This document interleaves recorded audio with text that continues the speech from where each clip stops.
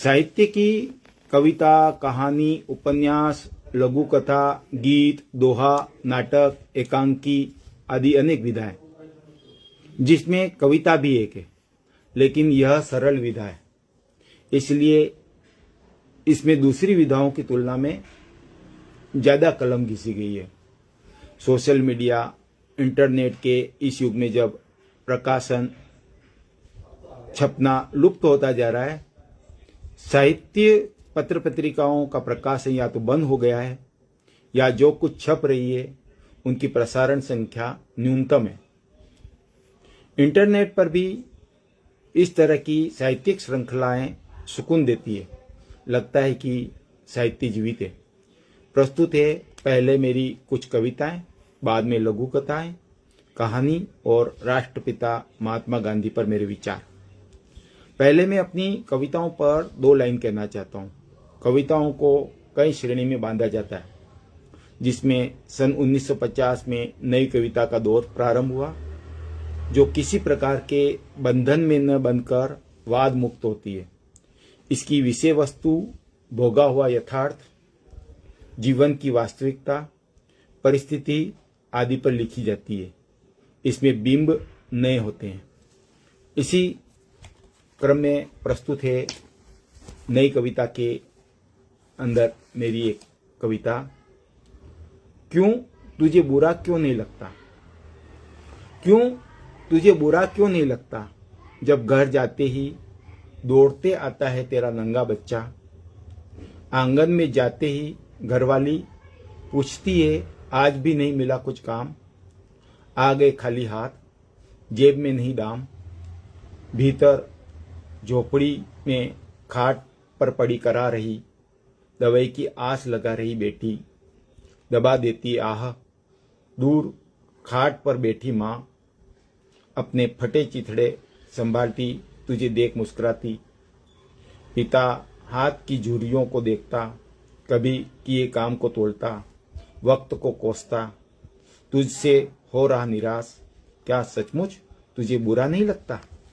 इसी श्रृंखला की एक और कविता है, जिसे इस कविता के आगे का हिस्सा समझा जा सकता है। कविता का शीर्षक है गांव की शाम। सूरज डूबने से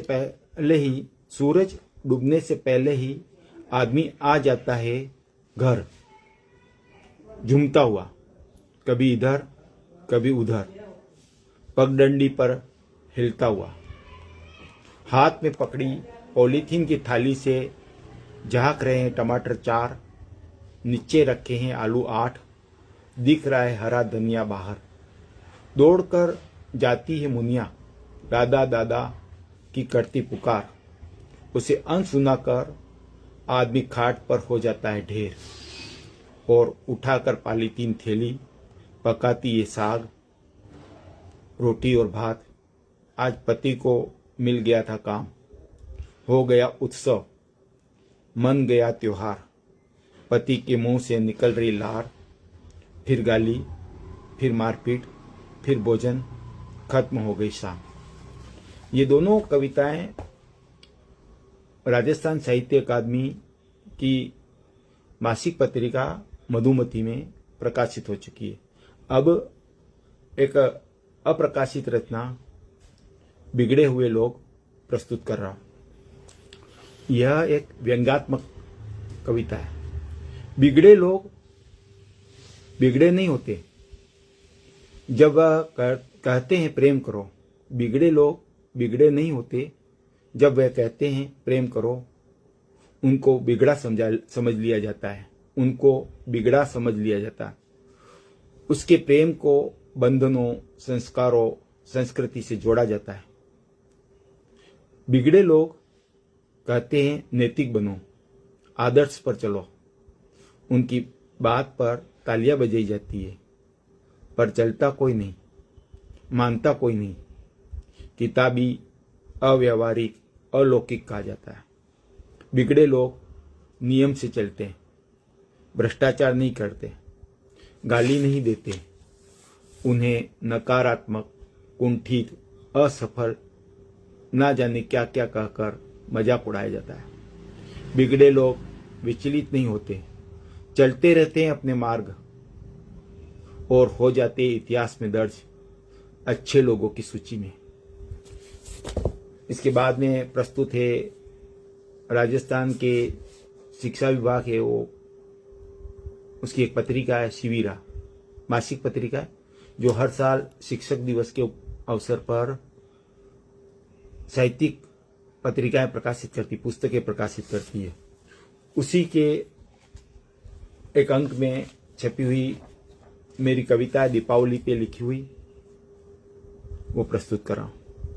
मैं जब छोटा था तब से देख रहा हूं तुमको। कविता का शीर्षक है दीपक। मैं जब छोटा था तब से देख रहा हूं तुमको, दीपावली के कुछ दिन पहले से ही मां जलाती है, रोशन करती है तुझसे घर, जैसे कर रही स्वागत सूरज का और शाम को मिटा रही है तिमिर को। दीपावली की शाम को घर का हर एक कोना जगमगा जाता है तुझसे, छत की मुंडेरे टिमटिमाती है, पंक्तिबद्ध ऐसे लगते हो तुम जैसे पढ़ा रहे हो पाठ अनुशासन का। माँ कहती है तुम्हारी रोशनी का कोई विकल्प नहीं, माँ कहती है तुम्हारी रोशनी का कोई विकल्प नहीं। कितने ही जला लो मोमबत्ती या जला लो बल्ब की लड़ियां, तुम्हारी रोशनी ही बढ़ती है भीतरी प्रकाश, तुम्हारी रोशनी ही बढ़ती है भीतरी प्रकाश। मिटाती है अंधेर का अंधेरा, मिटाती है अंदर का अंधेरा। वो मानती है जलती हुई, वो तुम्हें मानती है जलती हुई आत्मवान। माँ इसीलिए करती है रोज दिया बाती, निज मंदिर तुलसी चौबार। वो जानती है तुम्हारा प्रकाश करता है घर को सरोबार, देता है पावन संस्कार। तुम्हारे होते कैसे हो सकता है धरती पर अंधियारा, तुम खुद जलकर करते हो प्रकाश, घर घर को रोशन, जिससे होते हैं सब आबाद। इसी श्रृंखला में एक और कविता जो इसी शिविरा के अंकों में प्रकाशित हुई है, उसका शीर्षक है शब्द। शब्द में है बड़ी ताकत, कभी हंसाते हैं कभी रुलाते हैं, कभी छलनी कर देते हृदय। शब्द में है बड़ी ताकत, कभी हंसाते हैं कभी रुलाते हैं, कभी छलनी कर देते हैं हृदय। शब्द में है बड़ी ताकत, कभी उदास करते हैं कभी पुलकित करते हैं, कभी उत्तेजित कर देते हैं मन। शब्द में है बड़ी ताकत, कभी ज्ञान देते हैं कभी धर्म देते हैं, कभी आत्मा को बना देते हैं परमात्मा। शब्द में है बड़ी ताकत, करे इस्तेमाल संभल कर। राजस्थान में के जयपुर में एक प्रकाशन है बोधि प्रकाशन, उसने एक पुस्तक कविता संग्रह छापा था जिसका नाम है स्त्री होकर सवाल करती है। स्त्री होकर सवाल करती है, उसमें मेरी एक कविता छपी थी, वो यहाँ सुना रहा हूँ, जो पहले भी मैं सोशल मीडिया पे डाल चुका हूँ। शहर की औरत बहुत पसंद की गई कविता है ये, जो मेरे फेसबुक पेज लेखक भारत दोषी पे अपलोड की हुई है। शहर की औरत, मुंह अंधेरे उठती है शहर की औरत, मुंह अंधेरे उठती है शहर की औरत। ऊन निंदे कूड़ते खींचते बनाती है बच्चों का टिफिन, पहनाती है स्कूल यूनिफॉर्म, करते हाय हाय बैठा थी ऑटो में, करते बाय बाय। पति को उठाती है, भोजन बनाती है, झाड़ू लगाती है, पोछा करती है, भागम भाग में करती है श्रृंगार। टिफिन भरकर जाती है स्कूल ऑफिस, वहीं मिलता है कुछ आराम। संध्या को घर लौटते ही फिर शुरू हो जाता है चौका बर्तन। रात तक हो जाती है निढाल, देखती है टीवी चलाती मोबाइल नेट, सभी कुछ करती है शहर की औरत, कभी कभी मुस्कुराती भी है शहर की औरत। बांसवाड़ा के साहित्य क्षेत्र में अनेक संस्थाएं कार्य कर रही है, जिसमें सुरभि साहित्य एवं कला परिषद भी है। उसने माई के किनारे नाम से एक संग्रह छापा था, जिसमें मेरी प्रकाशित एक कविता है, वो सुना रहा हूं। नफा नुकसान। स्वयं को हरा भरा करते, दूसरों को चुभन देते, ऐसे खेजड़ी को लगाने से फायदा क्या। स्वयं को हरा भरा करते, दूसरों को चुभन देते, ऐसे खेजड़ी को लगाने से फायदा क्या। खुद ही ऊंचे होते हैं, फल को भी दूर रखते हैं, ऐसे खजूर को बढ़ाने से फायदा क्या। किसी को कुछ देते नहीं, सिर्फ लेते ही लेते, ऐसे बेशरम को सींचने से फायदा क्या। बेशरम एक पौधा था जिसके बीज अमेरिका से आए थे, और यहाँ पे वो जिस भी जमीन पे लगते हैं वो फैलते ही जाते हैं, उसके बारे में ये कहा गया है। किसी को कुछ देते नहीं, सिर्फ लेते ही लेते हैं, ऐसे बेशरम को सींचने से फायदा क्या। अमर बेल की तरह दूसरों पर पलटे, ऐसे नेताओं को जिताने से फायदा क्या। अब प्रस्तुत है एक ऐसी कविता जो वास्तविकता को व्यक्त करती है। शीर्षक है इसका मिठाई।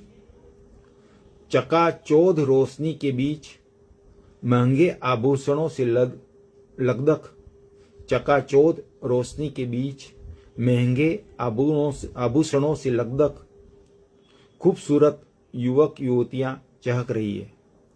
उनके मध्य एक जैसे रंग के शर्ट पैंट पहने 20-22 वर्ष के युवक कैटर्स भाग दौड़ कर रहे हैं।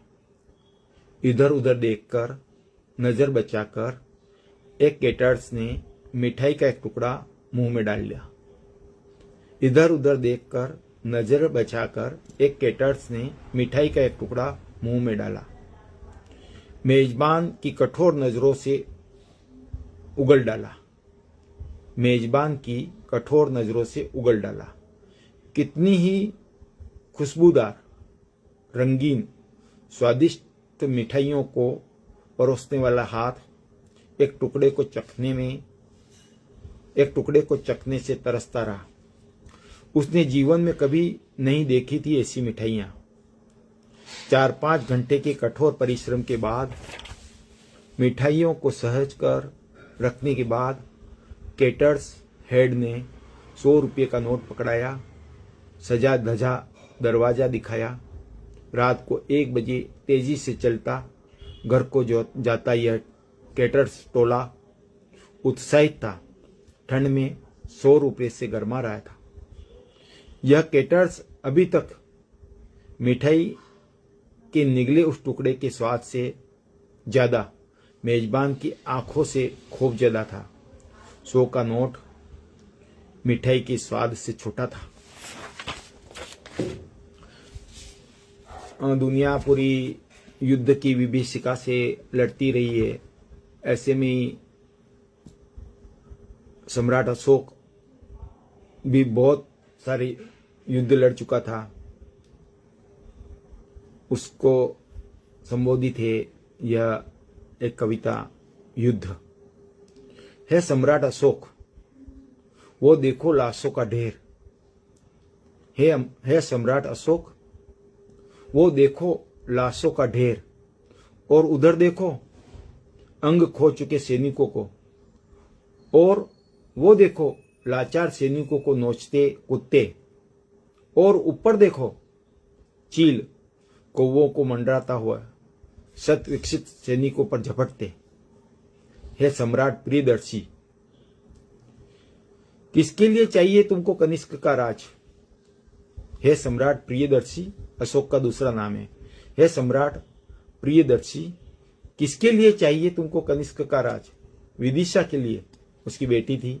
महेंद्र के लिए, उसका बेटा था, जो बाद में बौद्ध धर्म के प्रसार के लिए विदेश चले गए।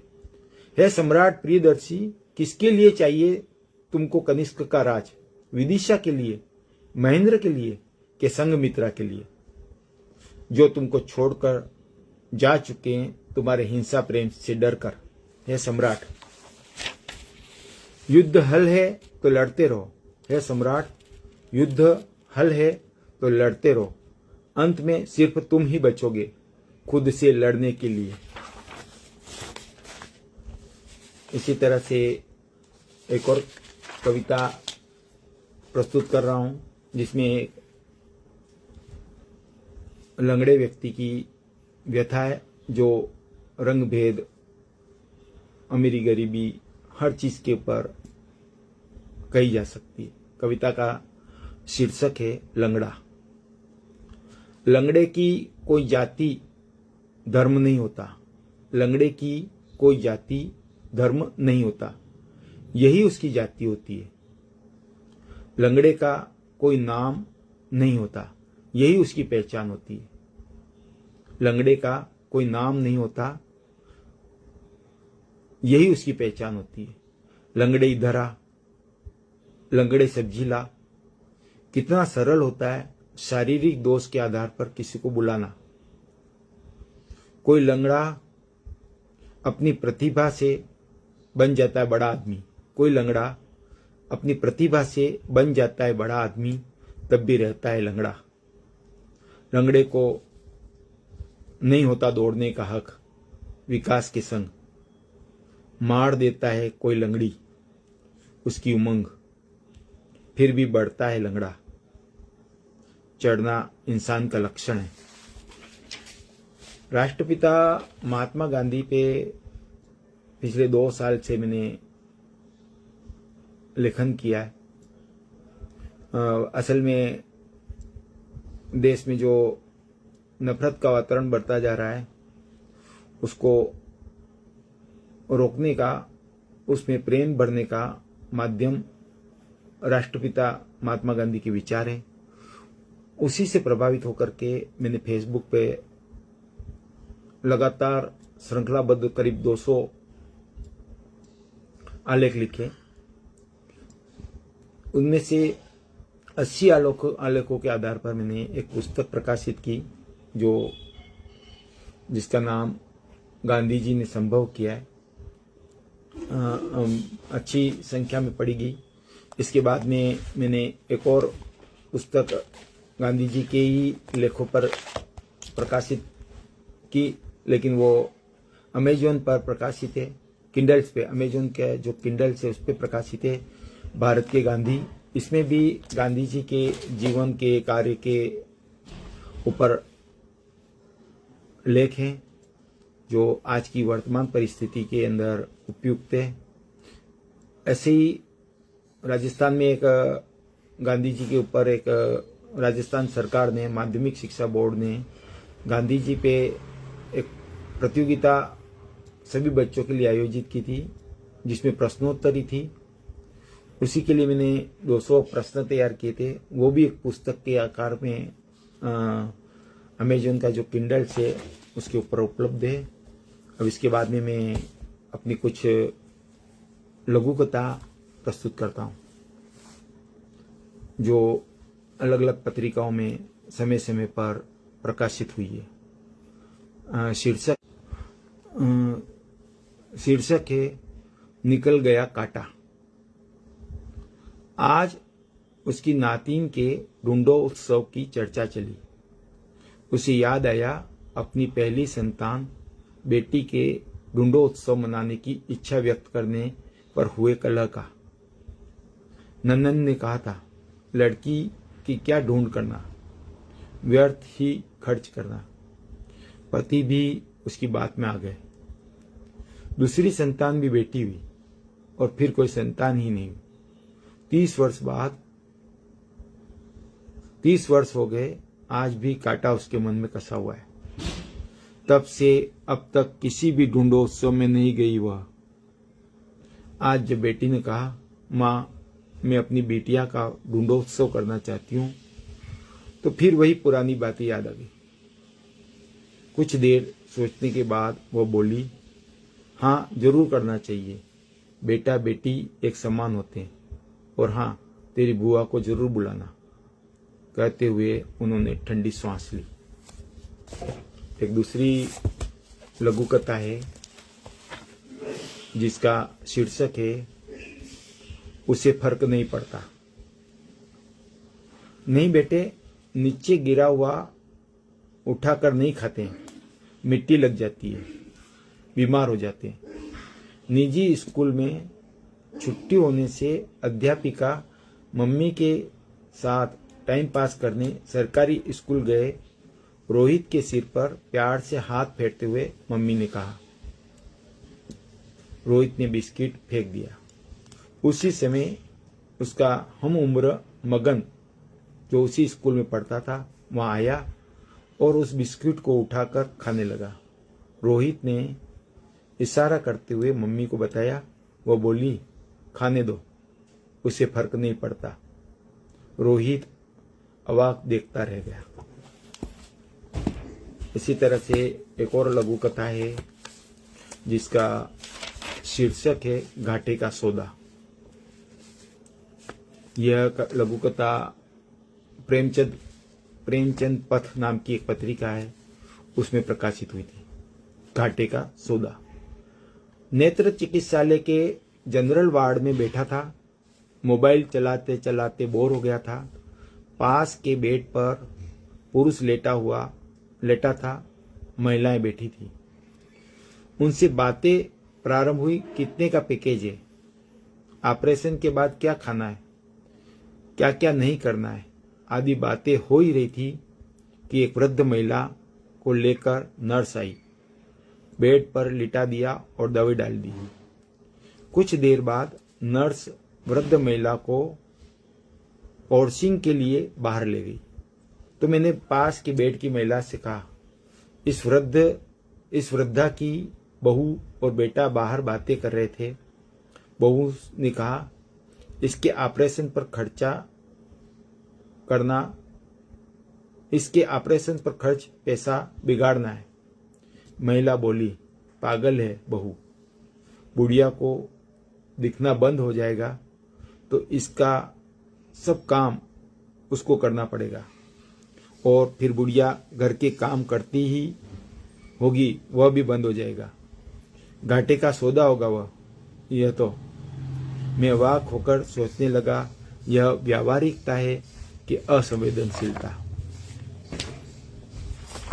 इसी तरह से प्रस्तुत है और कुछ लघु कथाएं। कहानी की तुलना में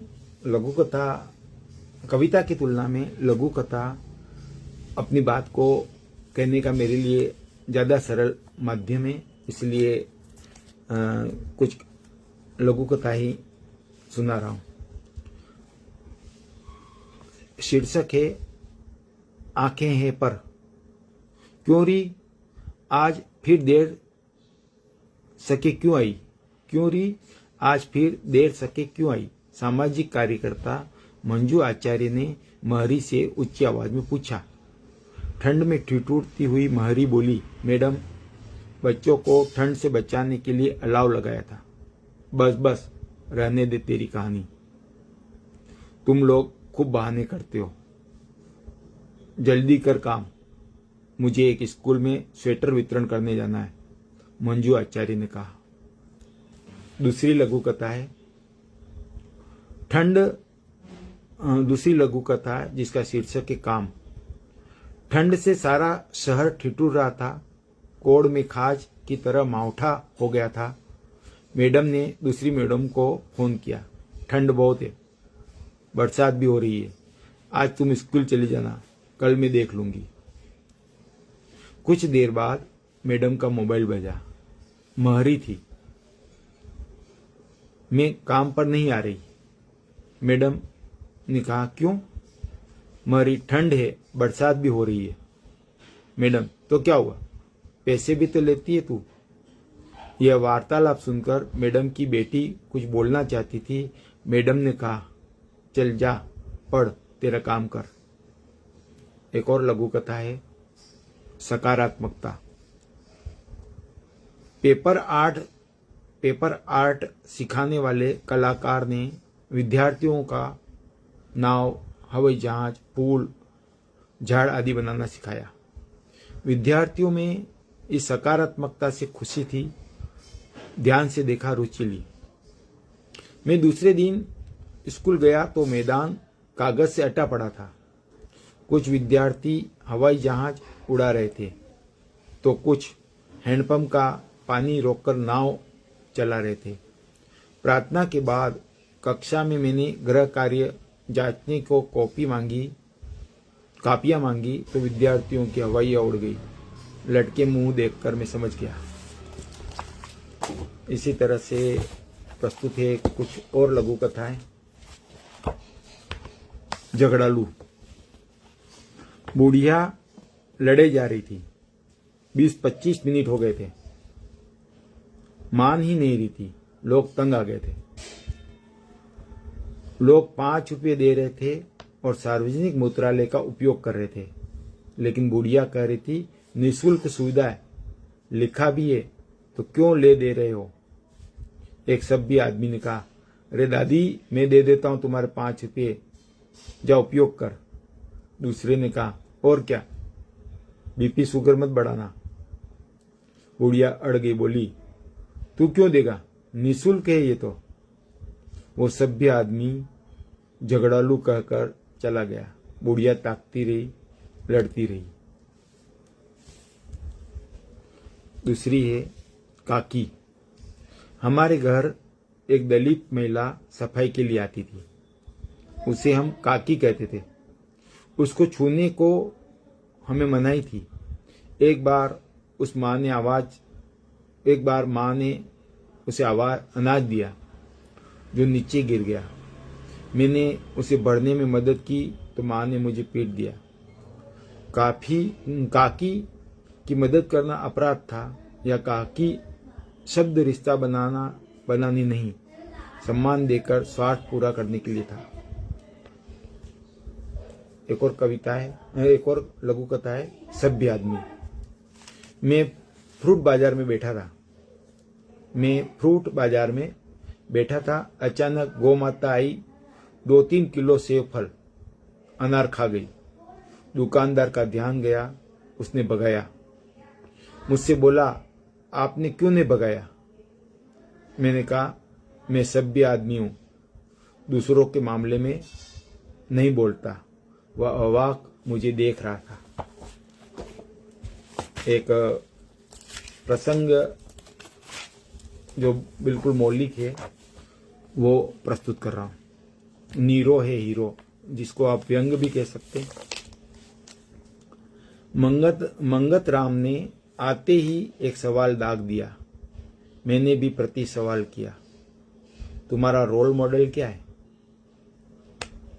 मंगत तो जैसे घर से उत्तर की तैयारी करके ही निकला था। बोला, नीरो है मेरा हीरो। पहले पहल तो रोम का राजा मेरे ध्यान में नहीं आया। उसकी प्रजा मरती रही, परंतु उसने सूद नहीं ली। जब उसका महल भी जलने लगा तब भी वह मनोरंजन करता रहा। इसीलिए कहा जाता है, रोम जलता रहा, नीरो बांसुरी बजाता रहा। ऐसा आदमी किसी का आदर्श हो तो आश्चर्य होना ही था। मैंने आंखें फाड़कर मंगत को देखा। उसकी आंखों में चंचलता नहीं, गंभीरता थी। वो बोला, सड़क पर दुर्घटना हो तो अपन चलते ही रहते हैं कि नहीं। कहीं भ्रष्टाचार हो तो अपन सब चलता है कहते हैं कि नहीं। सड़क पर खड्डे हों तो बचकर निकल जाते हैं कि नहीं। कम तोल, घटिया माल, अधिक कीमत चुपचाप सहन करते हैं कि नहीं। भ्रूण हत्या पर भी अपन कहाँ प्रतिक्रिया करते हैं। तो बताओ, अपन नीरो के चेले हैं कि नहीं। अब तो सब चलता है भी बोलना बंद कर दिया है। खामोश अपनी मस्ती, अपनी धुन में बढ़ते जा रहे हैं, पता नहीं किस ओर। इतना कहकर वह रुक गया। सच ही तो कहता है, अब तो नीरो ही आदर्श है समाज का। कहीं कोई आवाज उठा दे तो सिर फिरा कहलाता है। अब प्रस्तुत है अंत में एक कहानी जो बहुत साल पहले लिखी थी। यहाँ वागड़ में, बांसवाड़ा डूंगरपुर को वागड़ कहा जाता है, आदिवासी बहुल क्षेत्र है। यहाँ पे शराब का बहुत प्रचलन में है और पुरुष, ज़्यादातर पुरुष मौड़ी जो महुआ से बनाई जाती है वो पीते हैं। उसके कारण क्या स्थिति बनती है उसको लेकर के मैंने एक कहानी लिखी है, वो सुना रहा हूं। तुम चप्पलें पहनकर नहीं जाओगे, पत्नी ने कहा। पहन कर जाऊंगा, पति अकड़ कर बोला। मैं कह रही हूं नहीं पहनोगे, क्या कर लेगी? मैं तो पहन कर ही जाऊंगा। पत्नी ने लपक कर पति के पैरों में से चप्पल खींचने का प्रयास किया। पति गिरते गिरते बचा, परंतु चप्पलें नहीं छोड़ी और पत्नी को एक लात मार दी। फिर चप्पलें उतारकर उससे ही पत्नी को पीटने लगा, कभी पीठ पर तो कभी सिर पर, कभी मुंह पर तो कभी छाती पर। जमकर चप्पलों से प्रहार किए। पत्नी बेदम हो गई, परंतु एक ही रट लगाए रही, तुम चप्पलें पहनकर नहीं जाओगे। पहनकर जाऊंगा तो क्या कर लेगी? कहते हुए पति जाने लगा। तुम इन्हें पहनकर वापस नहीं आओगे, वहीं कहीं छोड़ आओगे, पत्नी ने कहा। पति चप्पलें पहनकर निकल गया। तेज गर्मी थी, ऊपर आसमान तो नीचे जमीन तप रही थी और उसका मन भी पति पत्नी संवाद से झुलस रहा। सामने से आते सेठ जी ने उसे टोका। नई चप्पलें पहनकर कहाँ जा रहा है गोमना? वह शक पका गया। चप्पलों की तरफ देखा। सेठ जी ने कहा, मेरा उधार बहुत हो गया है, चुकाता क्यों नहीं? गोमना ने दे दूंगा कहा। कहीं सेठ जी चप्पलें नहीं रखवा ले, यह सोचकर अंगूठा दबा दिया। वह अपने गंतव्य की तरफ तेजी से बढ़ चला। कहीं दूर वृक्ष से कोयल की कू आवाज आ रही थी। समूचा वातावरण उसे आनंदित करने वाला लगा। वह अड्डे पर जाकर बैठ गया। तेज गंध समूचे परिवेश में फैली हुई थी। उसके भी नथुने फूल गए। करावल ने घूर कर उसे देखा, फिर जैसे पूछ रहा हो, उधार कब चुकाएगा? पास ही नदी के किनारे महुए की शराब बन रही थी। महुआ के फूलों को 2-3 दिन तक पानी से सड़ाया जाता है, फिर उसे भगोने में डालकर आंच पर रखा जाता है। ऊपर से दूसरा भगोना लगाकर एक पाइप से जोड़ दिया जाता है। दोनों भगोनों में हवा नहीं जाए इस तरह मिट्टी से लेप कर देते हैं। एक तीसरा भगोना पानी भरे खड्डे में रख देते हैं, उसमें भी हवा पानी नहीं जाए ऐसी व्यवस्था कर रहती है। अब आंच में रखे भगोने में लगे पाइप से भाप बनकर पानी में रखे भगोने में जाती है और ठंडी होकर महुए की शराब बन जाती है। दक्षिणी राजस्थान के आदिवासी क्षेत्र में महुड़ी बहुत पी जाती है। गोमना उठा और कलवाड़ से बोला, ये चप्पलें नहीं है, इन्हें रख लो और एक बोतल दे दो। कलवाड़ ने उसके पैरों की तरफ देखा। 40 रुपये की तो होगी, कहीं चोरी की तो नहीं है? यह विचार आते ही पूछा, कहाँ से लाया गोमना ये? हिचकते हुए वो बोला, मेरी औरत को दी है उसके भाई ने। कलवार हंसा और चप्पलें लेकर बदले में बोतल दे दी। धूप सिर पर चढ़ाई थी। सड़क पर मानव तो क्या, पशु पक्षी भी नहीं दिख रहे थे। गोमना ने अपनी बोतल खाली की। उसे चढ़ गई थी सो बड़बड़ाने लगा। जैसे ही अड्डे से बाहर निकला, पैर जलने लगे। उसका ध्यान अपने पांवों की तरफ गया। टापरे पर जाते ही भूली चप्पलों की पूछेगी तो क्या जवाब दूंगा? खूब लड़ाई होगी। उसको नशे में भी चप्पलों की कमी खलने लगी। वो पास ही नीम की छाया में बैठ गया। गर्म हवा चल रही थी। लेकिन उसे होश कहाँ था, वह लेट गया। नीम की छाया में 2-3 गाय कुत्ते भी विश्राम कर रहे थे। पेड़ पर अनेक पक्षी शांत बैठे थे। कभी कभी कुत्ता भौंक उठता था। वातावरण पूरी तरह से नीरस था। कितने ही घंटे गोमना उस छांव में पड़ा रहा। धीरे धीरे सूरज अस्तांचलगामी होने लगा। उसका नशा उतरा तो उठ बैठा। चिंता ने फिर आ घेरा। बिना चप्पलों के टापरे गया तो उसने उबकाई ली।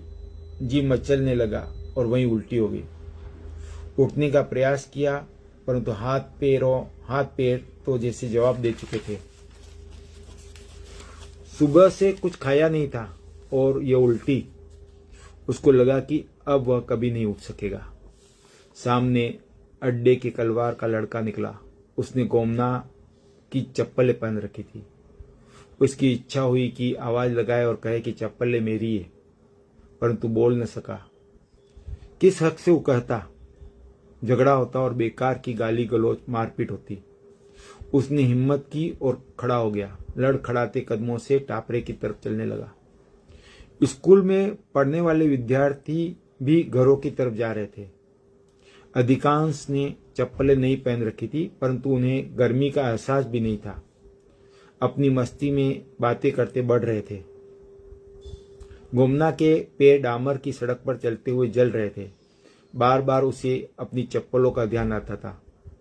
टापरे के बाहर पहुंचा ही था कि उसे फिर उल्टी हुई और बेदम होकर वहीं गिर गया। उसकी पत्नी दौड़ती हुई आई। निकट ही टापरे में रहने वाला छोटा भाई भी आ गया। जैसे तैसे उसे उठाकर खाट पर डाला गया। हालात खराब होते जा रहे थे गोमना के। उसकी पत्नी गिलास में पानी भरकर लाई और उसे पिलाने का प्रयास करने लगी। भाई को दया आ गई। यह अंतिम सेवा का पुण्य भाव याद आ गया। वह ऑटो रिक्शा ले आया और गोमना को लेकर अस्पताल की तरफ बढ़ गया। बूली पछता रही थी। पास में 1 रुपया भी नहीं था और अस्पताल का खर्च। वह देवर को कहना चाहती थी पर बोल नहीं सकी। अपने पितरों का स्मरण करने लगी। शादी के समय कैसा हष्टपुष्ट बलिष्ठ था गोमना। 4-6 आदमी को तो एक बार में ही पछाड़ दे। दिन भर खेतों में काम करता, कमाई लाकर बूली को दे देता। न तंबाकू खाता न दारू पीता, पर पता नहीं किसकी संगत लगी उसे कि सब आग लगे। शुरू में तो बूली उसे टोकती, शराब पीने से रोकती, परंतु गोमना लड़ाई झगड़ा करने लगा और फिर दिन भर नशे में रहने लगा। पिछली बार डॉक्टर साहब ने कहा भी था कि अब दारू मत पीना, वरना अपनी लकड़ियां बीनना शुरू कर देना। मर जाओगे अधिक शराब पीने से। उसका पेट फूल गया था पानी भरने से। लीवर खराब हो गया था, पर गोमना कहाँ मानता। उसने तो जैसे मौत का वर्ण कर लिया था। पीना पीना पीना। घर के सामान बेचकर भी पीना जारी रखा। अस्पताल आ गया। स्ट्रेचर पर डालकर डॉक्टर के कक्ष के सामने पहुंचे, परंतु डॉक्टर साहब राउंड पर थे। इंतजार करना पड़ेगा। परंतु गोमना को इंतजार का सब्र कहा। उसने एक हिचकी ली, फिर उसकी चीख से अस्पताल गूंज गया। जमादार बोला, क्यों झंझट में पड़ते हो? बिना पर्ची बिना जांच के ले जाओ और घर जाकर क्रियाकर्म करो। वे लौट पड़े टापरे को। गांव में खबर फैल गई। सब यही कह रहे थे, शराबी का अंत तो यही होगा ना। अपनी मौत मरा गोमना। पाप छूटा। किसी की सहानुभूति तक नहीं बटोर सका वह। हर कोई गोमना को ही दोष देता रहा और भूली चुपचाप बैठी थी एक तरफ। सोच रही थी कि उसने क्या गलती की, क्यों मिली उसे ये सजा। कलवार आया था सांत्वना देने, वही चप्पल पहने। ये एक थोड़ी लंबी कहानी थी। इस तरह की बहुत सारी कहानियां मैंने लिखी है जो कि पुस्तक आकार में भी ले चुकी है, लेकिन अभी उसका प्रकाशन शेष है जो मार्च 22 के बाद में कभी भी प्रकाशित हो सकती है। वैसे तो मैंने बहुत सारे लेख लिखे हैं जो राज्य से लेकर के राष्ट्रीय स्तर के कई पत्र पत्रिकाओं में छपे हैं। विशेष करके उल्लेख करना चाहता हूँ हंस पत्रिका का, जिसमें जो दुनिया की मानी हुई पत्रिका है, प्रगतिशील पत्रिका है, जिसमें कई विषयों पर लेख प्रकाशित हुए हैं। इसके साथ बाद में राजस्थान पत्रिका, दैनिक भास्कर जैसे समाचार पत्रों में भी लेख, कहानियाँ, कविताएं आदि छप चुकी है। अभी जो मैंने एक पुस्तक दिखाई थी गांधी जी के बारे में, गांधी जी ने संभव किया, उसकी समीक्षा दैनिक भास्कर का जो मधुरिमा है उसमें छपी थी, जिसके बाद में उसकी अच्छी डिमांड आई और लोगों ने उसे खरीद करके भी पढ़ा। इसी तरह से बांसवाड़ा की स्थानीय स्तर की भी कई साप्ताहिक अखबार, पत्र पत्रिकाएं छपती है, उनमें भी लगातार मुझे प्रकाशित होने का अवसर मिला। लेखन मेरे लिए एक तरह से शौक है। हर किसी के जीवन में कोई न कोई इस तरह का शौक होता है, तो मेरे लिए भी लेखन एक शौक है और लगातार कुछ न कुछ सोचता रहता हूँ, कुछ न कुछ लिखता रहता हूँ, जिसका ही परिणाम है कि कुछ नया देने में सफल भी हुआ हूँ। ऐसे ही एक कहानी है, कुछ समय बाकी है, ऐसे में 8 से 9 बजे का समय था, तो कुछ समय बाकी है, तो उसका सदुपयोग करते हुए एक कहानी और सुनाता हूँ। कहानी का शीर्षक है मंगत। यह कहानी भी बांसवाड़ा के जो ग्रामीण परिवेश है उसको ध्यान में रख करके लिखी गई है। खबर आते ही गांव में हाहाकार मच गया। झुंड के झुंड लोग आने लगे और मंगत के आंगन में बैठने लगे। आदमी, औरतें व बच्चे सब कानाफूसी करने लगे। जितने मुंह उतनी बातें। टापरे में बैठी औरतें विलाप कर रही थी। इतने में बोलेरो आती दिखी। सभी शांत हो गए। गाड़ी खड़ी होते ही उसे घेर लिया। मंगत की लाश उतारी गई। उसके साथ आए रकमा का मुंह थकान से उतरा हुआ था। औरतों का विलाप बढ़ गया। लाश आंगन में रख दी गई। किसी ने रकमा से पूछा, हूं थियो तू, क्या हुआ था? रकमा ने कहा, मैं काम पर गया था, सुबह वापस आया तो मंगत पंखे से लटका हुआ था। मैंने पुलिस को बुलाया, पोस्टमार्टम कराया। डॉक्टर व पुलिस ने कहा कि आत्महत्या की। इतना कहकर वह चुप हो गया। कानाफूसी शुरू हो गई। कुछ भाजगड़िए एक तरफ जाकर बातें करने लगे, फिर आकर बोले, रकमा, तूने मंगत को मार दिया है। 1 लाख रुपया मोताना देना होगा, तभी मंगत की अंतिम क्रिया की जाएगी। ये सुनते ही रकमा घबरा गया। वागड़ क्षेत्र के हजारों लोगों की तरह मंगत और रकमा भी गुजरात के अहमदाबाद शहर में मजदूरी करने गए थे। रकमा ही मंगत को 4 साल पहले अपने साथ ले गया था। वह रोजाना 150 रुपया मजदूरी मिल जाती है। उन्होंने वहां एक कमरा किराए पर ले रखा था, साथ साथ रहते थे। साल में 2-3 बार गांव आते और कुछ दिन रहकर चले जाते। दिन रात की पारी में काम करने से रकमा ठीक ठाक कमा लेता है। गांव में पक्का कमरा भी बना लिया है। मंगत आलसी था, मौज मस्ती में रहता था। रकमा उसे समझाता था, परंतु मंगत उसकी बात मानता ही नहीं था।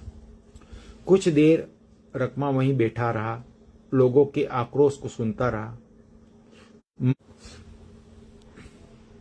मंगत के रिश्तेदार उस पर अनेक आरोप लगा रहे थे। मंगत की कमाई चुरा लेने का आरोप भी लग रहा था। रकमा के रिश्तेदार भी वहां आ गए। किसी तरह उसे वहां से उठाकर अपने घर ले गए, जहां बैठकर बातें होने लगी कि इस समस्या से कैसे निपटें? रकमा ने कहा, मैंने तो भलाई की और फंस गया। मंगत को काम पर लगाया और यहाँ तक लाने का खर्च किया और अब ये मेरे ऊपर ही आरोप लगा रहे हैं, 1 लाख रुपया मांग रहे हैं। वह रुआसा हो गया। जब बहुत देर हो गई वह मंगत के टापरे नहीं गया तो मंगत के रिश्तेदार व भाजगड़िए उसकी लाश लेकर रकमा के आंगन में आकर बैठ गए। कुछ लोग तो मोताने मिलने पर ही दाह संस्कार करने की बात करने लगे, तो कुछ रकमा के ही आंगन में लाश दफनाने की कहने लगे। किसी ने पुलिस को सूचना दे दी थी। जीप में बैठकर इंस्पेक्टर साहब आ गए। आक्रोश कुछ कम हुआ।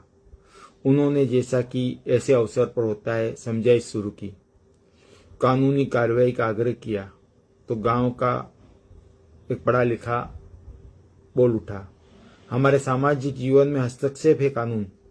मोताड़ा हमारी प्राचीन व्यवस्था का हिस्सा है, आप दखल न दे। अनेक लोगों की हामी सुनकर पुलिस वहां ले चुपचाप बैठ गए। 2 दिन हो गए लाश रकमा के आंगन में पड़ी सड़ रही थी। भाजगड़ा चल रहा था। बात जम ही नहीं रही थी। रकमा समझाता रहा, हाथ पैर जोड़े, दुहाई की, पोस्टमार्टम रिपोर्ट दिखाई, परंतु सब बेकार रहा। मामला मोताने पर अटका था। मंगत के परिवार के भरण पोषण का सवाल था। तीसरे दिन सुबह ट्रक भरकर पुलिस के जवान आ गए। अधिकांश लोग सहम गए, परंतु भाजगड़िए कहाँ मानते। मामला ठंडा नहीं हो रहा था। थक हार कर रकमा ने मंगत के पिताजी व भाई को अपने कमरे में बुलाया और कहा, जो कागज मंगत के भाई ने कागज हाथ में लेकर पढ़ा, उसकी आंखें चकरा गई। वहीं बैठ गया। उसने पिताजी के कान में कुछ कहा।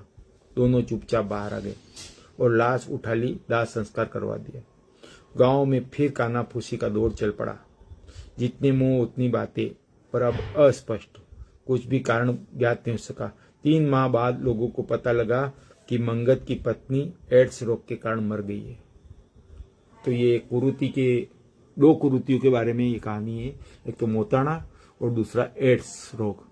उन दोनों के को जोड़ करके और ये कहानी लिखी गई थी। मैं इसमें देख रहा हूँ कमेंट्स बॉक्स में कि अनेक लोग मेरी को सुन रहे हैं और अपनी प्रतिक्रिया दे रहे हैं। तो उन सबको मैं धन्यवाद देता हूँ। विशेष रूप से मैं हमारे इस ग्रुप के जो नेमा संदेश ग्रुप है उसके एडमिन संदीप नेमा जी से, उन्होंने 2-3 महीने पहले भी मेरे को कहा कि आप अपनी लाइव प्रस्तुति दें, लेकिन कविता में मेरी कम रुचि होने के कारण मैं ज़्यादा रुचि नहीं ले रहा था। लेकिन उनके प्रोत्साहन के बाद में कि नहीं, आप तो पहले कविता करना, फिर बाद में जो भी आपकी साहित्यिक रुचि है उसके अनुसार प्रस्तुति देना। तो उनके आदेश अनुसार मैंने यह अपनी कुछ लघु कथाएं, कुछ कविता, 2 कहानियां प्रस्तुत किए। चाहता था कि गांधी जी के जीवन के बारे में कुछ विचार व्यक्त करें और लोगों को बताएं कि गांधी ही इस वक्त के सबसे प्रासंगिक व्यक्ति है जो समाज को जोड़ करके रख सकते हैं, लोकतंत्र को भी जीवित रख सकते हैं और भारत की पहचान भी उन्हीं से है। लेकिन वक्त हो जाने के कारण फिर कभी जीवन में मौका मिला तो उनके बारे में विस्तार से अपनी बात रखेंगे। आप सबने मुझे सुना, इसके लिए बहुत बहुत धन्यवाद, आभार।